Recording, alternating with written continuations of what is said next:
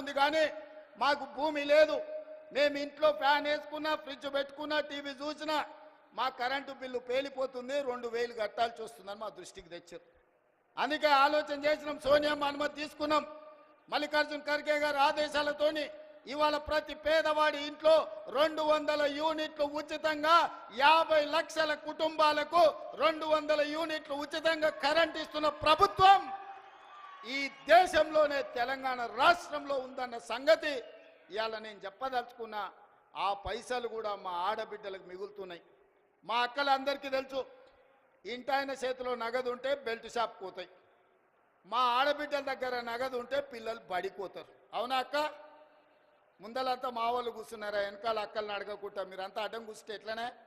ఇవాళ నగదు ఇంటాయన చేతులుంటే ఊర్లూర్లో మంచినీళ్ళు దొరికినా దొరకకపోయినా కేసీఆర్ తెలిసిన బెల్ట్ షాప్ దగ్గర పోతుంది ఆ నగదు. కానీ మన ప్రభుత్వంలో కరెంటు బిల్లులతో మిగిలిన నగదు, అదేవిధంగా సిలిండర్ల మిగిలిన నగదు, ఈరోజు సంఘాలకు నగదు 0 వడ్డీతో ఇచ్చిన నగదు మా ఆడబిడ్డల దగ్గర ఉంటే మా ఆడబిడ్డల నగదుతోని తమ బిడ్డల్ని బడికి పంపించి ప్రయోజకుల్ని చేస్తుండ్రు. ఇవాళ వాళ్ళ చేతిలో వెసులుబాటు ఉండాలి, ఆడబిడ్డ చేతిలో పెత్తనం ఉండాలని ఇవాళ మేము కోరుకుంటున్నాం. కేసీఆర్ ఏమో ఆడబిడ్డలకు పెత్తనం వస్తే తాగుబోతోళ్ళు ఉండరు, తాగుబోతోళ్ళు లేకపోతే ఆయన సంఘాన్ని కోల్పోతా అని ఆయన అనుకుంటున్నాడు. ఎందుకంటే ఈ రాష్ట్రంలో తాగుబోతుల సంఘానికి ఏకగ్రీవ అధ్యక్షుడు ఎవడని ఉన్నాడా అంటే ఆయన కేసీఆర్. ఈ వేదిక మీద నిఖత్ జరీన్ ఉన్నది, ఆ అమ్మాయి బాక్సింగ్ కు ఛాంపియన్. ఈషా సింగ్ ఉన్నది, ఆ అమ్మాయి స్పోర్ట్స్ కు ఛాంపియన్. అదేవిధంగా దీప్తి అని వరంగల్ నుంచి పారామెడికల్లో కాంస్య పథకం తెస్తే ఈరోజు ప్రభుత్వ ఉద్యోగం ఇచ్చినాం. వాళ్ళందరూ క్రీడలకు, సానియా మిర్జా టెన్నిస్కు బ్రాండ్ అంబాసిడర్. ఇట్లా చెప్పుకుంటూ పోతే ఒక్కొక్కరు ఒక్క బ్రాండ్కు అంబాసిడర్లు. కానీ మన కేసీఆర్ దేనికి బ్రాండ్కి అంబాసిడర్ అయ్యా? ఫుల్కో ఆఫ్కో బ్రాండ్ అంబాసిడర్ ఆయన. అందుకే ఈ రాష్ట్రాన్ని మొత్తం ఒక తాగుబోతుల సమూహంగా మార్చి ఊర్లూరులో బెల్ట్ షాపులు తెచ్చి మందులని మనుషుల్ని మందులో మత్తులో ముంచి ఆలోచన చెయ్యకుండా చేసి అధికారంలో కూర్చోవాలి అనుకున్నాడు. కానీ తెలివిగల తెలంగాణ ప్రజలు తేరుకున్నారు, దిమ్మ తిరిగే జవాబు ఇచ్చిండ్రు. ఇవాళ ఆయన అంటున్నాడు ఏం కోల్పోయినరో తెలిసిందని. ఏం కోల్పోలేదు కేసీఆర్ గారు, మీరు ఆ ఫామ్ హౌజుల్నే ఉండండి, కావాలంటే వైన్ షాప్ ఆయనకు చెప్తా, కావాల్సినప్పుడల్లా సీసాలు నీకు అందిస్తూనే ఉంటాడు. ఆ బిల్లు కూడా నువ్వు కట్టకు, మా వాళ్ళు కడతారు, మా పిల్లలు కడతారు. నీ ఇంట్లో 4 పదవులు కోల్పోయారు తప్ప తెలంగాణ సమాజం ఏం కోల్పోలే. నీ నౌకరి పోతే తెలంగాణ నిరుద్యోగ యువకులకు, నీ తండ్రి కొడుకుల నౌకరి ఊడగొడితే తెలంగాణ నిరుద్యోగ యువకులకు 10 నెలల 50,000 ఉద్యోగాలు ఇచ్చిన ప్రభుత్వం ఈ దేశంలో ఏదైనా ఉంది అంటే అది ఇందిరమ్మ ప్రభుత్వం.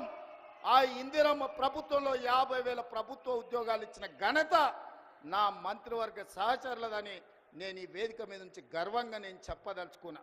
అదేవిధంగా ఇవాళ నీ కొడుకు నీది నౌకరి ఊడగొడితే ఇవాళ 23 లక్షల రైతు కుటుంబాలకు 25 రోజుల్లో మా భట్టి గారి చేతుల మీద 18,000 కోట్ల రూపాయల రైతు రుణమాఫీ చేసిన రాష్ట్రం ఈ దేశంలో ఉందంటే అది నా తెలంగాణ, నా ప్రభుత్వం, నా సహచర మంత్రివర్గ సభ్యుల సహకారంతో రైతులకు ఈరోజు 18,000 కోట్ల రూపాయల రుణమాఫీ చేసినాం. ఇంకా కొంతమందికి రావాలి, నాకు తెలుసు.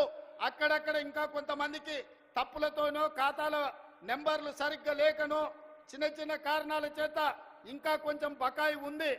100% ఈ వేదిక మీద నుంచి ఆనాడు భద్రకాళి సాక్షిగా ఈ వరంగల్ గడ్డ మీద నుంచి చెప్పిన 15 ఆగస్టు లోపల 2 లక్షల రుణమాఫీ చేస్తా అన్నా, సమ్మక్క సారలమ్మ సాక్షిగా ఇలా చెప్పిన 18,000 కోట్ల రూపాయలు భద్రకాళి సాక్షిగా, సమ్మక్క సారలక్క సాక్షిగా 15 ఆగస్టు లోపల రైతుల ఖాతాలు వేసిన.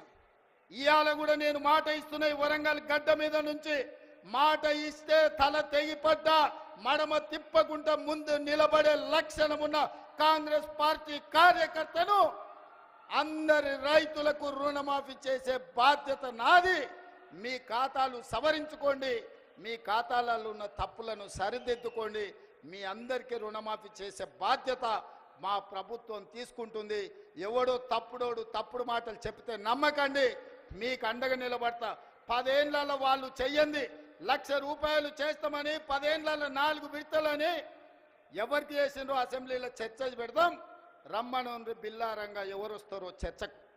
కానీ 10 నెలల మన ప్రభుత్వం చేస్తే 10 ఏళ్ళు వాళ్ళు చేయలేని పని మనం చేసినాము. అభినందించడానికి నోరు రాకపోయింది, కానీ రోజు కాళ్ళలో కట్టెబెట్టాలని కట్టెలు తీసుకొని తిరుగుతారు బిల్లారంగలు ఇద్దరు. ఇట్లాంటి పరిస్థితుల్లో ఈ రాష్ట్రంలో ఆర్థికంగా వాళ్ళు చేసిన అప్పులు 7 లక్షల కోట్లు. ఇవాళ ఈ రాష్ట్రంలో ప్రతి నెల వస్తున్న ఆదాయం, పాత్రికేయ మిత్రులారా రాసుకోండి, ప్రతి నెల ఈరోజు తెలంగాణ రాష్ట్రంలో వస్తున్న ఆదాయం 18,500 కోట్లు. ఈ 18,500 కోట్లల్లో 6,500 కోట్లు దాదాపుగా ప్రభుత్వ ఉద్యోగులకు జీతాలు పెన్షన్ల కింద పోతున్నాయి. ఇంకొక 6,500 కోట్లు కేసీఆర్ చేసిన 7